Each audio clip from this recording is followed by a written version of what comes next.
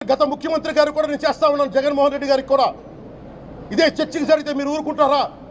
ఒక మసీదుకి జరిగితే ఊరుకుంటారా? ఒక తిరుమలకు జరిగినప్పుడు ఎందుకు వెనకేసుకొస్తారు? రాకండి. ఏ మతం మీద దాడి జరిగినా సంపూర్ణంగా నాతో సహా మేము ఖండిస్తాం, వస్తాం. ఇస్లాం మీద దాడి జరిగితే మేము మాట్లాడతాం, క్రిస్టియానిటీ మీద దాడి జరిగితే మేము మాట్లాడతాం, హిందూ ధర్మం మీద, సనాతన ధర్మం మీద దాడి జరిగితే కూడా నేను మాట్లాడతాను. ఇది మొదటిసారి కాదు, మేమందరం మాట్లాడతాం. ఇది ప్రాథమిక హక్కు. ఇది పరస్పర విశ్వాసాలను గౌరవించుకోవడం చాలా చాలా అవసరం. ఇది అందరికీ తెలియజేస్తున్నాను. ఇది దోషులకి కఠిన శిక్ష పడాలి.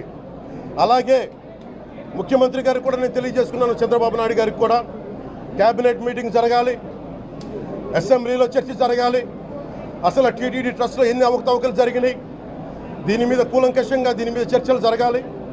అలాగే నిన్న అందరూ మీడియా పెద్దలు కూడా అడుగుతా ఉన్నారు, అధిపతులు